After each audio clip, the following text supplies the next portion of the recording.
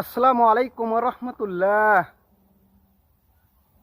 সালাম এমন একটি শব্দ, এমন একটি সম্ভাষণ যার মাধ্যমে পরস্পরের জন্য দোয়া করা হয়, একে অপরের প্রতি দোয়া করা হয়। যেমন আসসালামু আলাইকুম রহমতুল্লাহি ওয়া বারাকাতুহু, অর্থাৎ আপনার উপরে আল্লাহর শান্তি, রহমত, বরকত অবতীর্ণ হোক।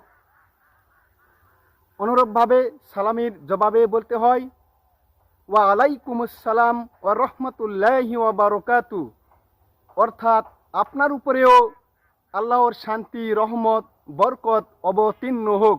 সুবহানাল্লাহ।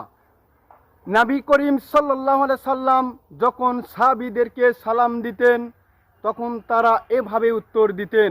যেমন এ সম্পর্কে যায়েদ ইবনে আকরাম রাদিয়াল্লাহু তাআলা আনহু বলেন, নবী করিম সাল্লাল্লাহু আলাইহি সাল্লাম যখন আমাদেরকে সালাম দিতেন তখন আমরা বলতাম ওয়া আলাইকাস সালাম ওয়া রহমাতুল্লাহি ওয়া বারাকাতুহু ওয়া মাগফিরাতু, অর্থাৎ আপনার উপরে আল্লাহর শান্তি, রহমত, বরকত ও ক্ষমা অবতীর্ণ হোক।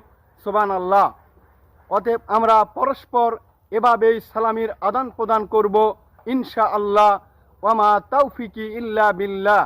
সালাম দেখা হলে সালাম, সালাম কথার আগে সালাম, অভিবাদনে সালাম বলো, সালাম কালামের আগে বলো, অভিবাদনে সালাম বলো, সালাম কালামের আগে বলো।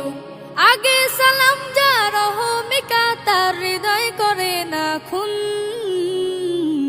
আসসালামু আলাইকুম, আসসালামু আলাইকুম, আসসালামু আলাইকুম, আসসালামু আলাইকুম।